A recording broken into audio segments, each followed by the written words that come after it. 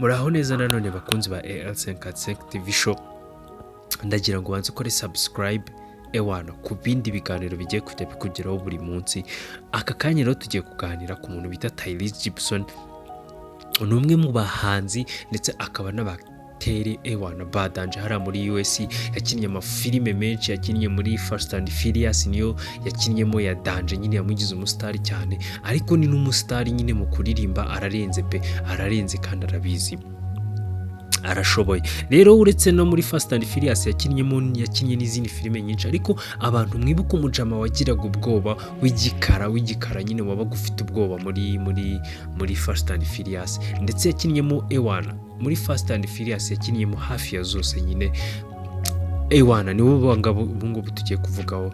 Tyrese Gibson rero urukiko rwamaje kumutandukanya cyangwa se rwamaje kwemeza ko agomba kuva mu nzu yiyubakiye akayisigamo umugore we nyine uwo ex wife we nyine umugore babanaga ndetse n'abakobwa be.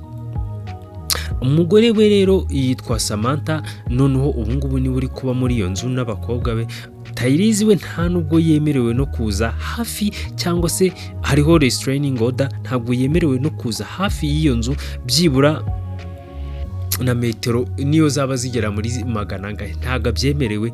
kugira ngo abisabire, kugira ngo ahaze, nuko bisaba ko aba afite uruhushya cyangwa se baba bimuhereye uburenganzira kugira ngo abone abagore be nako abana be. Agomba kujya rero abona umwana we cyangwa se abana be mu minsi 3 yonyine mu kwezi nibwo agomba kujya abonamo, agomba kujya abonamo abana be inshuro 3 zonyine. Ubwo rero noneho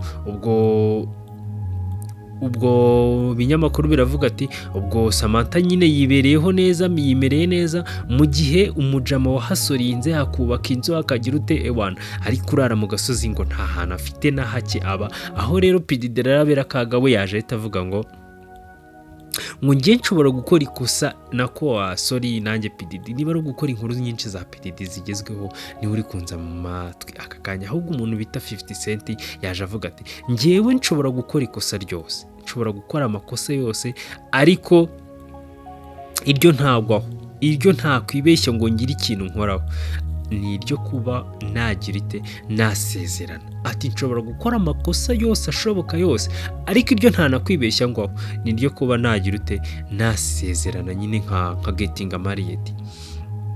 Ati ibaze nyine, ati imagine kumara ubuzima bwawe ukorera ikintu cyangwa se ukorera amafaranga kugira ngo ushyingirwe, noneho wamara gushyingirwa hagahita hazaho break up, nyine mugahita mugatandukana. Ati nyine ubwo ni nk'ashatse kuvuga ati ibaze kugira ngo mara imyaka wenda ndi gukora amafaranga, nindangiza nshaka umuntu, nitumara gukora ubukwe tukimara gutandukana, nako tukimara gukora ubukwe hahita hazamo gutandukana. Nitujya gutandukana ngewe ibya bintu byose namaze igihe cyose nkorera, ati ngiye kubitanga, tujye kubigabana. Ati tubigabanye ute? Ati muri kubona ati Tyrese Gibson aka kanya nta nzu nyine, nta hantu ari kugira, nta hantu agira. Ati kubera ko yategetswe n'urukiko guha inzu ye umugore we ndetse n'umwana wiwe. Ati umwana umujama ari aho ngaho ari guhasoringa, ari gustragoringa, ntafite naho kurara. Ati rwose naba ndi ikigoryi gute, ati naba n'umunyabwenge gute, niyo naba ndi ikigoryi gute, ati ariko sinazigera nkora ikosa ryo kuba nagira ute kuba nakora ikosa ryo kuba nashyingira. Ngibyo rero ibintu 50 Cent we ari kuvuga kuri Tyrese Gibson. Ari kuvuga ati niyo byagenda gute, niyo naba ndi kurota, niyo naba nsinziriye nahita nkanguka, atariko ikintu cyo kuvuga ngo najya gusezerana n'umugore ako kanya turi bite dutandukana, ati ntikibaho, reka uwo ngo ntiyaba ari ngewe. Murakoze, nayo makuru nari mbafite kuri Tyrese Gibson, ndetse urugo rwe ewana bikomeje kwanga, nuko nyine mukomeze kugira ibihe byiza.